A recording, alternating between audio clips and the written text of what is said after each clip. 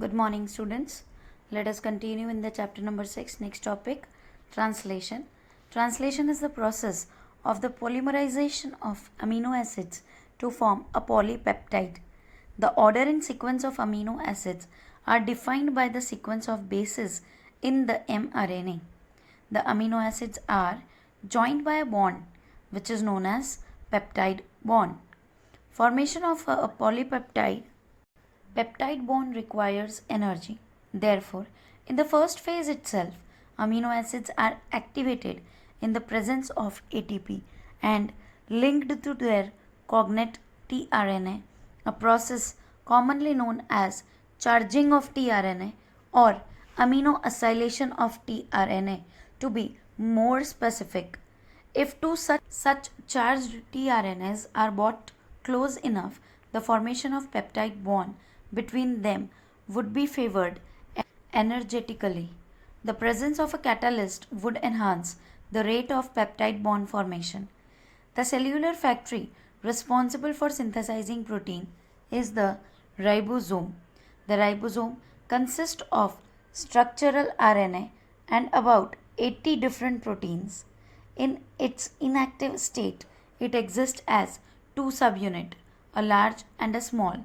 When the small subunit encounters an mRNA, the process of translation of the mRNA to protein begins. There are two sites in the large subunit for subsequent amino acids to bind to and thus be close enough to each other for the formation of a peptide bond. The ribosomes also act as a catalyst.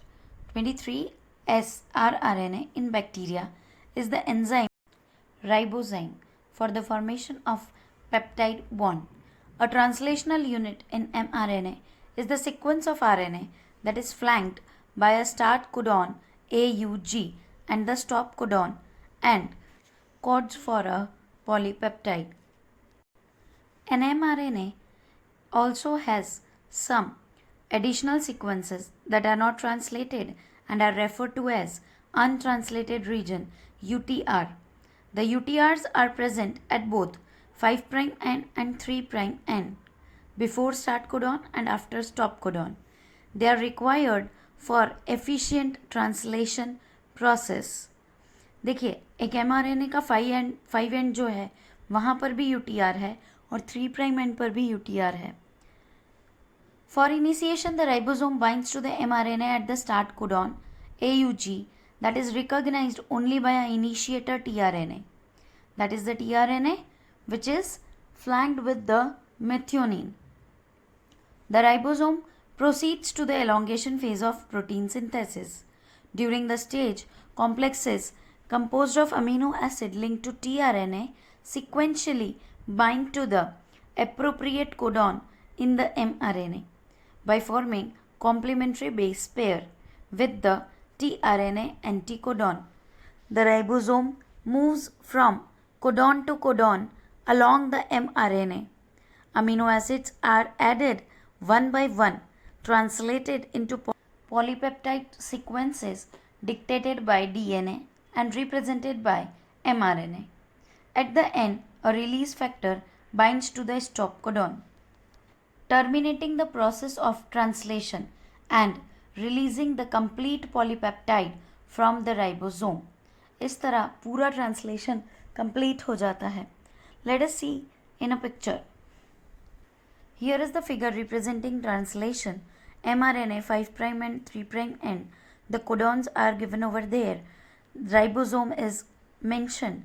tRNA with the complementary anticodon comes and attaches to the mRNA in the ribosome and gives the amino acid to the previous polypeptide chain, and then they get exit.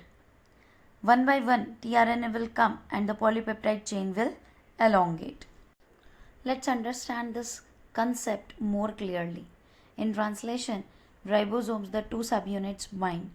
tRNA, a hairpin loop-like structure. Release factor. Stages of translation are first of all initiation, then elongation, and lastly termination. This is the mRNA which consists a cap at 5' end and a poly A tail at 3' end. After poly tail, we have codons that code for the specific amino acids.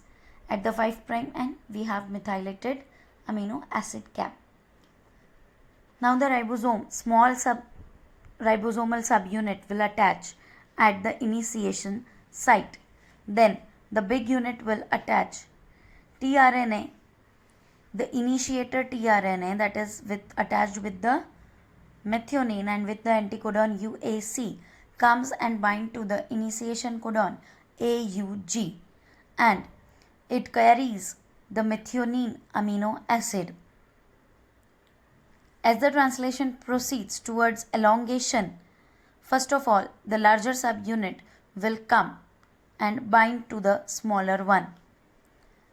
After that, the next tRNA, according to the next codon, tRNA will come and the two amino acids will come in contact and they will find proximity and form a peptide bond and will attach together. As and soon the amino acid detaches from the tRNA, it gets released and the next tRNA comes. Ribosome moves along the mRNA and the tRNA brings the amino acid according to the codons. Slowly and gradually the chain elongates.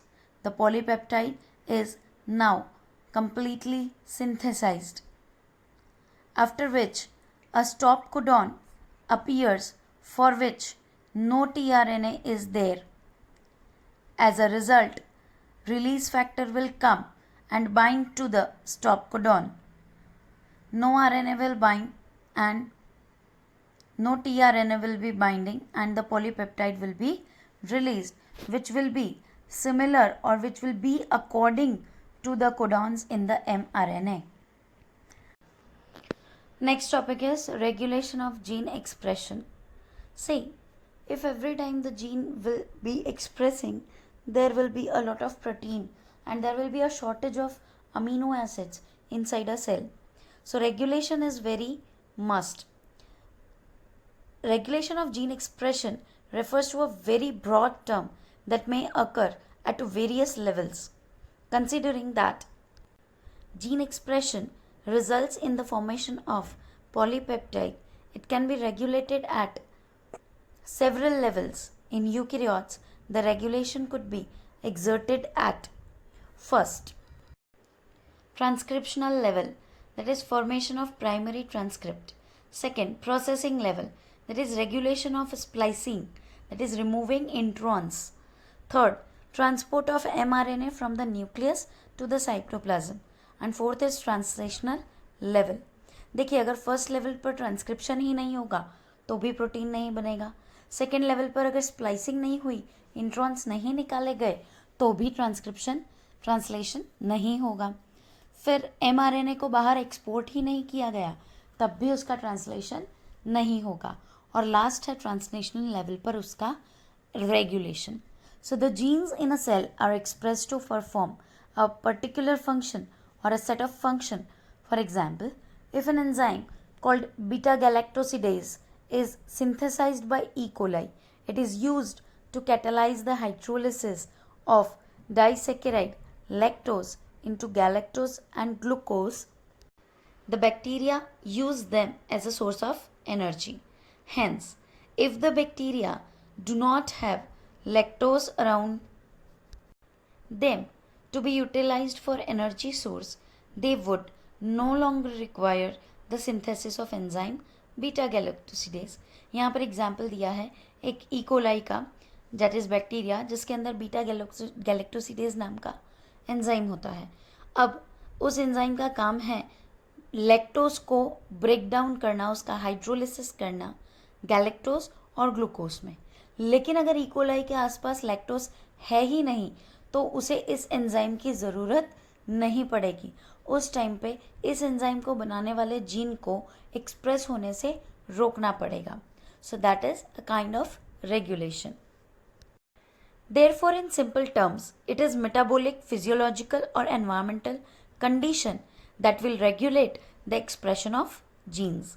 The development and differentiation of embryo into adult are also the result of coordinated regulation of expression of several set of genes.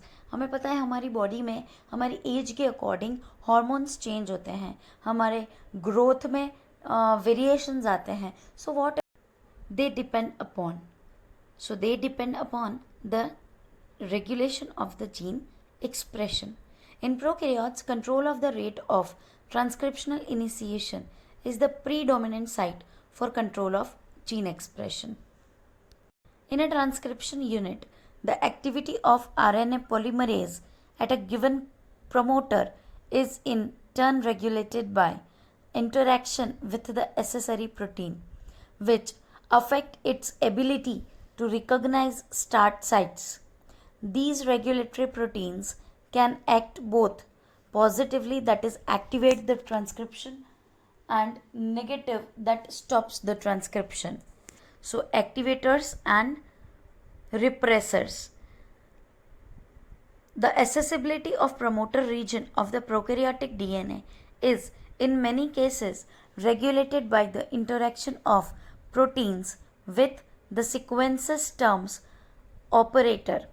The operator region is adjacent to the promoter region in most of the operons, and in most cases the sequences of the operator bind a repressor protein.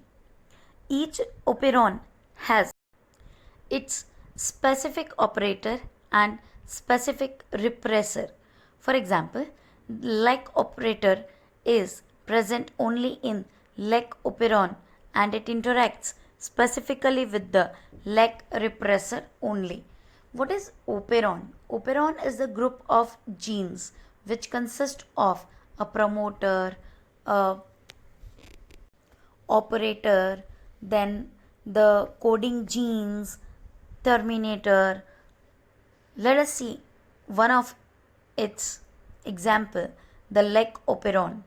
The elucidation of the leg operon was also a result of a close association between geneticist Francois Jacob and biochemist Jacob Monod. So Jacob and Monod were the first to elucidate a transcriptionally regulated system. In leg operon in E. coli, a polycistronic structural gene is regulated by a common promoter. What do you mean by polycistronic? Which consists of more than one gene, means introns are removed during splicing. And regulatory genes. Such arrangement is very common in bacteria and it is referred to as operon. So the arrangement of polycistronic structural gene along with the regulatory genes is known as operon. To name few such examples, there are leg operon, TRP operon, ERA operon, His operon, Valin operon, etc. The leg operon consists of one regulatory gene, I gene. That is, it does not refer to inducer, it refers to inhibitor. And the three structural gene Z, Y and A. The I gene codes for the repressor of the leg operon. So leg operon is one of the operon which is controlled negatively. The Z gene codes for beta galactosidase, beta gal, which is primarily responsible for the hydrolysis of the disaccharide lactose into its monomeric units, galactose and glucose. The Y gene codes for permease, which increases the permeability of the cell to beta galactosides. The A gene encodes for transacetylase. Hence, all the three gene products in the leg operon are required for metabolism of lactose.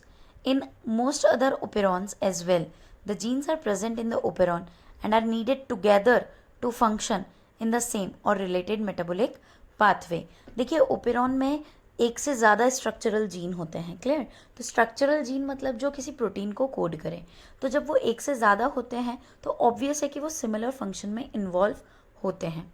This is the lac operon जिसमें the very first I gene is forming repressor mRNA, जो जाकर operator पर bind कर जाएगा, जिसका protein repressor बनेगा, जो जाकर ऑपरेटर से बाइंड कर जाएगा और इसीलिए प्रमोटर से आगे एंजाइम को बढ़ने नहीं देगा और ट्रांसक्रिप्शन नहीं हो पाएगा। लेकिन जैसे ही लैक्टोस आएगा इंड्यूसर, वो आकर रिप्रेसर से बाइंड कर जाएगा और इसीलिए फिर रिप्रेसर ऑपरेटर पे बाइंड नहीं करेगा और उस डीएनए का mRNA ट्रांसक्रिप्ट बन जाएगा और फिर ट्रांसलेशन कंप्लीट हो जाएगा। So lactose is the substrate for the enzyme beta galactosidase and it regulates switching on and off of the operon. मतलब जो सबस्ट्रेट है वही यहाँ पर इंड्यूसर है, उसी की वजह से ये ओपेरॉन ऑन हो रहा है. So it is inducer in the absence of which carbon source like glucose, the lactose is used as source for energy. So if instead of glucose, lactose is provided for the growth medium of the bacteria, then the lactose is transported into the bacteria by the enzyme permease. The lactose then induces the operon in the following manner. But we have to remember that a very low level of expression of lac operon has to be present in the cell all the time. Otherwise, lactose will not enter the cell. Because if the gene will be off permanently completely, then no permease enzyme will be there and hence no lactose will enter the cell through the activity of permease. The repressor of the operon is synthesized from the I gene. The repressor protein binds to the operator region of the operon and prevents RNA polymerase from transcribing the operon.